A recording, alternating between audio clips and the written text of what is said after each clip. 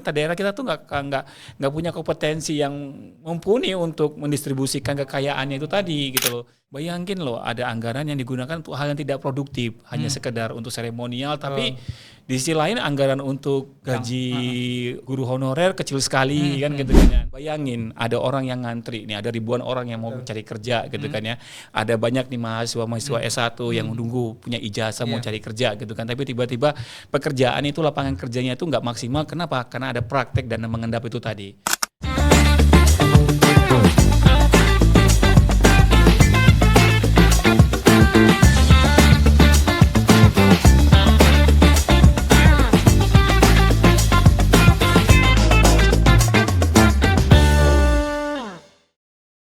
Assalamualaikum warahmatullahi wabarakatuh. Ahoy. Tangannya dong. Ketemu lagi dengan saya Zen di Naira Studio Podcasting pada hari ini. Kita sebagaimana biasa selalu mengadakan diskusi ya yang menarik. Naira Studio Podcasting intinya kita pengen mengedukasi seluruh sahabat podcaster di luar sana untuk bisa mengetahui informasi terbaru baik itu yang berkaitan dengan ekonomi, politik, edukasi ya seputar masalah pendidikan dan juga entertainment. Pada hari ini sebagaimana judul boleh ditampilkan operator judul kita pada hari ini. Ya, dinamika politik 2025. Ya, dan telah hadir di Naira Studio Podcasting. Narasumber kita ada Mas Gunawan. Waalaikumsalam. Dan juga ada Bang Predik. Waalaikumsalam. Sehat ya Bang ya? Sangat sehat kelihatannya. Sebagaimana judul kita hari ini juga bertepatan kayaknya satu tahun ya. Masa kepemimpinan benar ya? Iya. 2 minggu yang 20 Oktober ya, 2 minggu yang lalu kurang lebih. Dan ini kita pengen juga mengevaluasi sebagai masyarakat wajar kayaknya ya, melakukan evaluasi kondisi kekinian ya, baik itu nasional maupun yang skupnya hanya di Sumatera Utara katakan Medan. Saya ingin membuka diskusi kita ini pada hari ini dengan hal-hal yang sangat dekat apa yang kita sampaikan sebagai tema tadi. Kita pengen tanya tapi sebelumnya jangan lupa sahabat podcaster untuk tetap dukung kita di channel Naira ada di YouTube, ada di Facebook, ada juga di Spotify dan ada di TikTok dan Instagram kita. Semakin banyak memberikan support, membuat kita semakin termotivasi, tentunya narasumber semakin yakin untuk hadir di Naira Podcasting ya. Semakin bersemangat dan memberikan informasi yang vertikal, autentik. Hari ini kita live streaming di Facebook. Jadi bagi sahabat podcaster kalau ada mau tanya-tanya kepada dua narasumber kita ini, ada Mas Gunawan sebagai pengamat ekonomi dan juga ada Bang Freddy. Ini manggil Mas Gunawan enggak enak kalau pakai abang di depannya karena namanya udah Gunawan gitu ya. Jawa dia. Enggak kata orang Medan ya. Jadi saya manggil Mas Gunawan dan Bang Freddy ini memang menurut kita kedua narasumber ini memang cukup proper dan profesional ya di bidangnya masing-masing. Pengamat ekonomi dan pengamat politik lah katakan begitu ya. Karena beliau juga Bang Freddy ini adalah salah satu pengajar di USU. Yang mudah-mudahan kawan-kawan mahasiswa yang masih berkuliah di USU ambil FISIP ya. Salah ketemu ya. Pasti. Baik.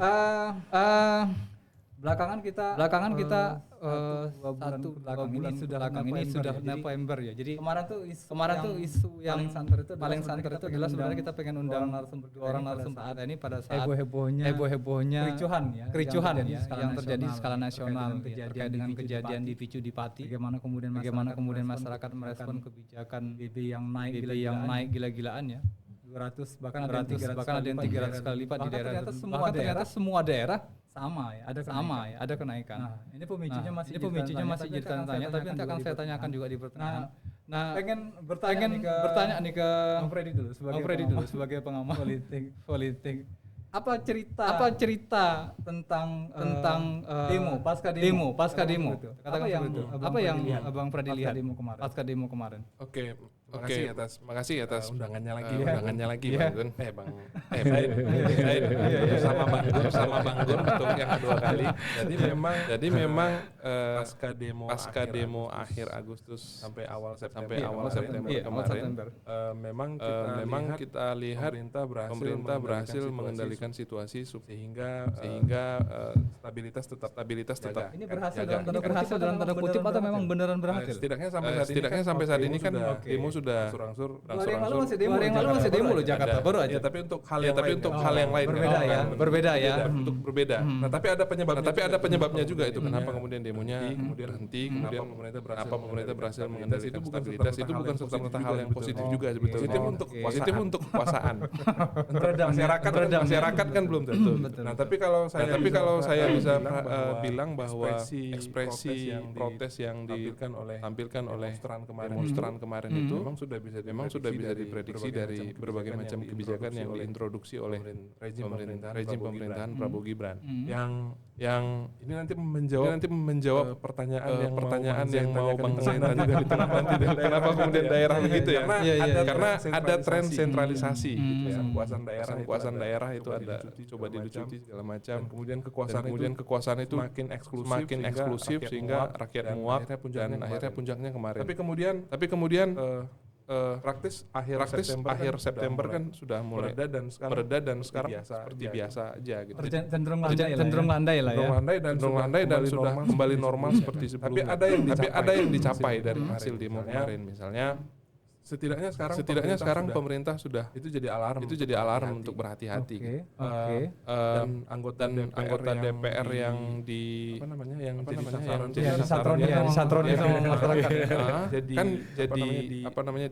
tekanan publik itu berhasil memaksa partai untuk mem-PO mereka. Oke, saya kembali ke ya, pastikan dulu ke teman-teman sahabat podcaster yang menyaksikan acara ini boleh langsung tanya ya ke salah satu narasumber kita. Kita kasih apa ya giveaway-nya? Bingung. Ya. Tolong dipastikan tim semua monitor, kemudian juga linknya di-share ke laman Facebook agar kemudian kita bisa interaktif nih, minimal bisa menjawab dan membaca live chat kita agar kemudian bisa langsung ditanyakan ke narasumber. Terkait dengan kondisi efisiensi yang kemudian membuat pejabat daerah yang akhirnya ketar-ketir juga kan dalam menjalankan program-program yang harus mereka jalankan.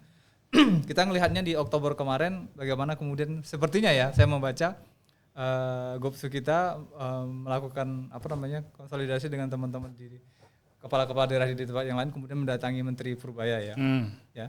Dan kita paham bahwa ini juga enggak lepas dari bagaimana adanya efek tadi tingginya PBB ya, kemudian juga masalah padi yang membuat kemudian harus putar otak lah bahasa untuk bagaimana supaya bisa punya bensin biar ini bisa berputar, bisa berjalan gitu. Kira-kira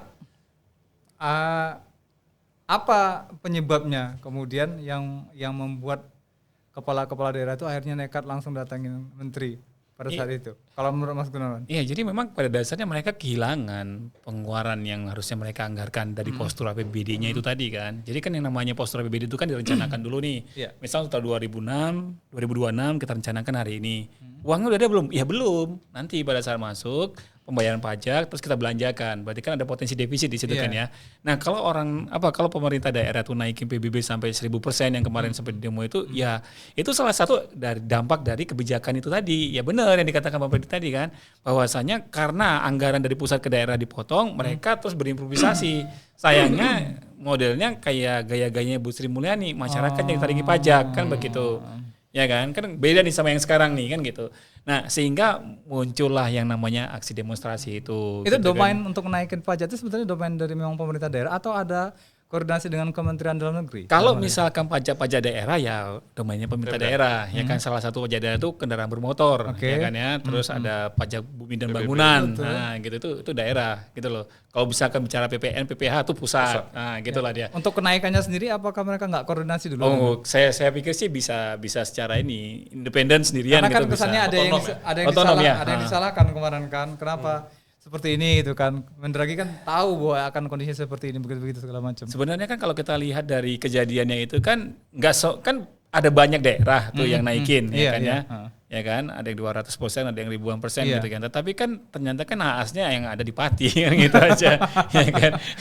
Terus kan dari yang lain udah naik sebenarnya sih baik-baik aja, baru ada demonstrasi nasional, baru mereka tuh terikut ya untuk aksi demonstrasi besar itu tadi. Tetapi sih prinsipnya memang pada dasarnya kalau memang di awal itu ada pemangkasan anggaran, mereka langsung kayak mendatangi Pak Purbaya untuk katakanlah berunjuk rasa gitu kan ya ke beliau kan menjawab kan sebenarnya anggaran kalian itu udah digunakan untuk apa aja gitu kan ya kan menggambarkan juga pakai ilustrasi. Bayangin loh ada anggaran yang digunakan untuk hal yang tidak produktif, hanya sekedar untuk seremonial, tapi di sisi lain anggaran untuk gaji guru honorer kecil sekali kan gitu kan ya. Nah itu kan sebenarnya harusnya ya kalau saya mikir ya, kalau misalkan kepala daerah itu tahu bahwasanya ada cara lain yang digunakan untuk biar supaya anggaran ini bisa dijadikan untuk apa ya, untuk pembangunan masyarakatnya, kan dia kan juga punya skala prioritas yang seharusnya bisa ngerti.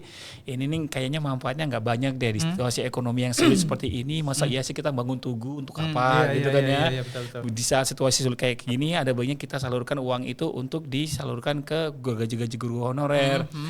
Jangankan yang begitu, yang gaji-gaji rapelan itu aja loh, yang tenaga kerja pemerintah honor yang gajinya dirapel-rapel itu kan nggak manusiawi, sementara uangnya diendapkan di bank daerahnya, gitu kan ya. Jadi pertanyaan lagi kan ini. Ya kan, jadi kan di situ kan udah kelihatan banget bahwasanya apa? Ya pemerintah kita tuh nggak capable, pemerintah daerah kita tuh nggak punya kompetensi yang mumpuni untuk mendistribusikan kekayaannya itu tadi gitu loh.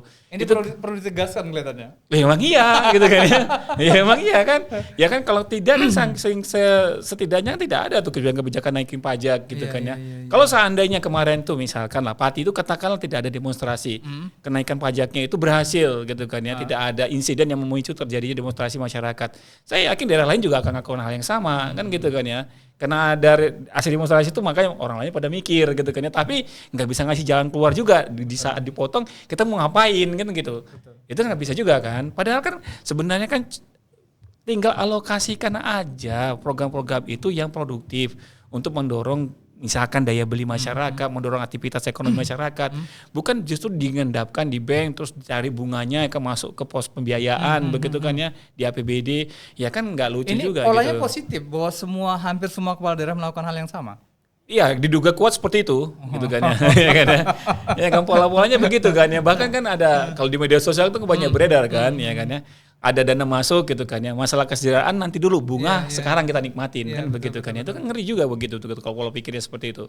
Jadi memang pada dasarnya pemerintah kita ini udah terbiasa dengan pola-pola kerja lama gitu kan ya. Yang sebelum-sebelumnya ini dianggap lumrah. Nah, sekarang ini mulai diperangin. Nah ini kan sebenarnya gini loh, manfaatnya kan banyak loh kalau misalkan ada anggaran yang langsung dieksekusi. Betul. Contoh misalkan Bang Ridwan ini di pusat, saya di daerah gitu kan, transfer nih gitu kan ya. Terus langsung saya bilang, coba deh nanti kita lihat nih di postur APBD ini uangnya untuk apa aja gitu kan ya. Udah ada pembangunan jalan, jembatan, irigasi gitu kan ya. Udah langsung alokasikan. Jangan disimpan dulu nunggu bunga dari bank sumutnya misalkan begitu kan ya. Nah, ini kita apain? Ya kita salurkan ke mereka. Ya kan kasih anggarannya untuk bangun irigasi. Ada yang kerja di situ. Betul. Ya kan, berputar ekonomi ya. Kerja gitu kan ya. Terus ada yang nikmatin hasilnya. Dia belanja material, ya palong-palong tuh hidup. Begitu kan ya. Jadi kan masyarakat kan juga mendapatkan manfaatnya gitu loh. Daripada uang itu terus diindapin gak digimana-gimanain. Ya makanya dikomplain sama Pak Purbaya. Pada saat Pak Purbaya mengkritisi kebijakan tersebut ya kita dukung gitu kan ya. Kenapa? Salah satu yang menghambat akselerasi pertumbuhan ekonomi itu menjadi lambat ya salah satunya karena memang endapan uang yang ada di masyarakat. Karena kalian yang melakukan itu gitu maksudnya. Iya kan. Ini kayak peribahasa apa, menepuk air itu kena muka sendiri. Kena muka sendiri ya jatuhnya. Akhirnya seperti itu ya. Iya, ya kayak kalau misalkan kan jadi kan gini ya. Masa kita membiarkan kalau misalkan ini ada krisis ekonomi yang udah di depan mata gitu kan ya. Masa kita membiarkan krisis sosial itu akan berlangsung di masa-masa yang akan datang karena kita kurang adaptif terhadap perubahan-perubahan ekonomi seperti sekarang ini. Di saat ekonominya melambat, berpikirlah lebih keras, bekerja lebih keras lagi. Kan gitu kan ya, bukan 2026. Bisa jadi kuat tadi ya. Saat ekonomi lambat, dia harus ini lebih inovatif lagi gitu kan ya, bukan dengan template kerja yang lama masih itu aja yang diaplikasikan gitu kan ya. Jadi kan nggak selesai nanti, malah memicu nanti masalah-masalah yang baru kan. Itulah dia yang baik. Aku jadi nanya lanjut nih ceritanya terkait dengan endapan dana yang datang dari pemerintah. apa bahasa yang tepatnya? Kira-kira bisa nggak ini dikatakan sebagai sebuah kejahatan? Oh bisa dong. Contoh, kalau kita belajar matematika gitu kan ya, kita belajar vektor gitu kan ya. Uang itu kan misalnya gini nih. Dari Menteri Keuangan ya kan ya, dari pemerintah lah ya, pusat gitu kan ya, store ke saya gitu kan ya. Saya terima uangnya gitu kan ya. Saya terima, terus saya endapkan di bank daerah gitu kan ya. Terus bank daerah meminjamkan lagi dalam bentuk surat berharga negara ke pemerintah. Bayangin.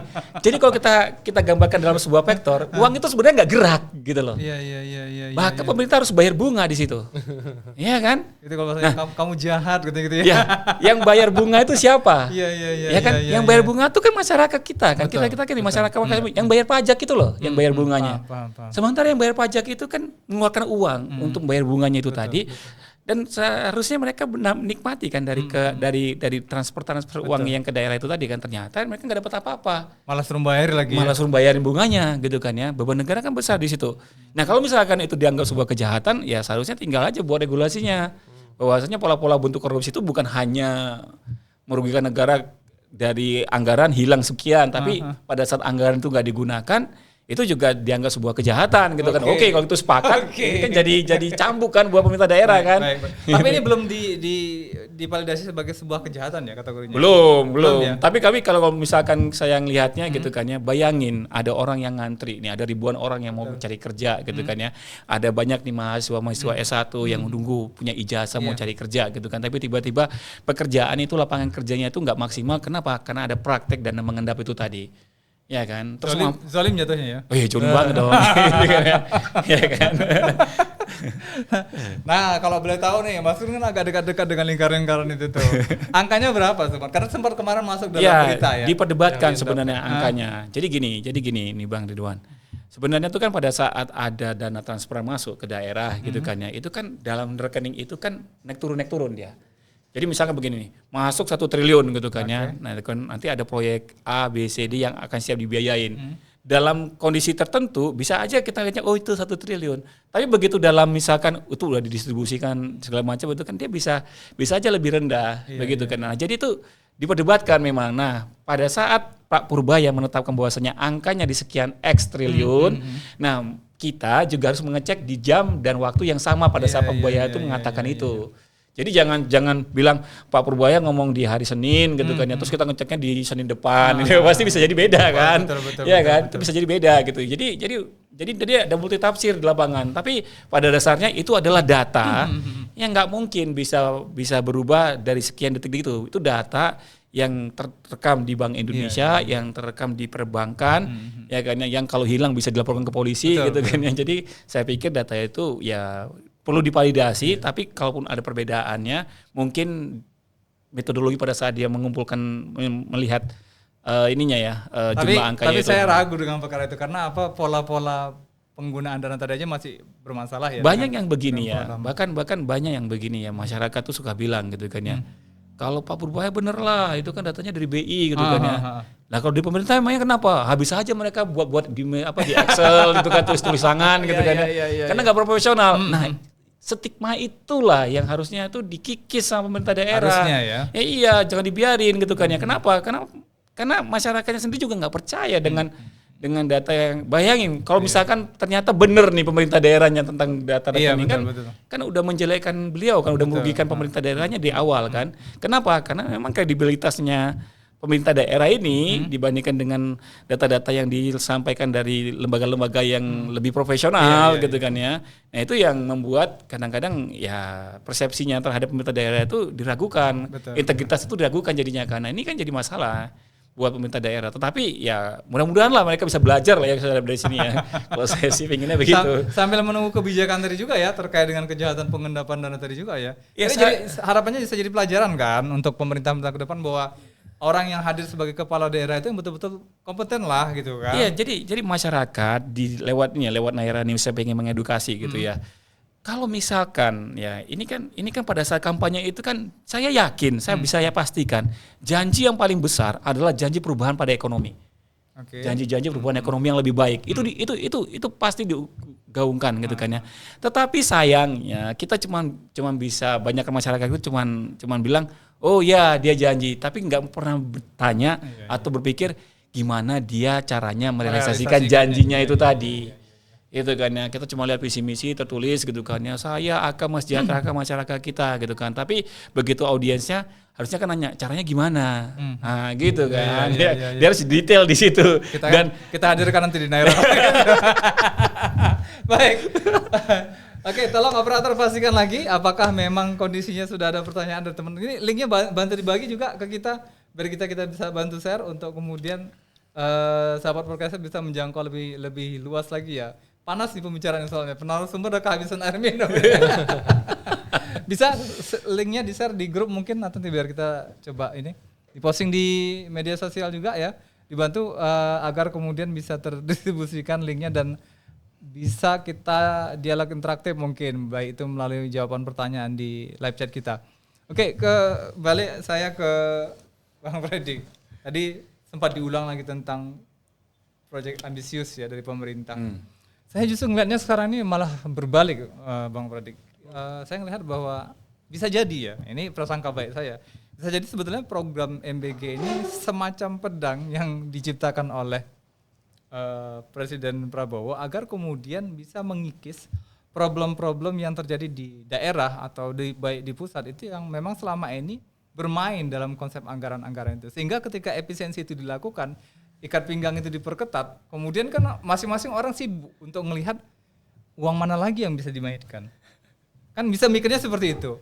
Dan ini masih senada juga dengan kondisi bagaimana ada semacam upaya-upaya untuk kemudian menggagalkan proyek MBG ini. Dengan misalnya keracunan dan lain sebagainya. Yang kalau kita pikir-pikir, kenapa ya pengelola MBG itu rata-rata dari militer ya, kita lihat itu satu ya. Kemudian yang kedua bahwa kalau seandainya proyek MBG ini katakan mengalami kegagalan, nggak sukses proyeknya, tapi kan di sisi lain yang disalurkan dan diterima itu adalah produk sesuatu yang memang secara kasat mata kelihatan.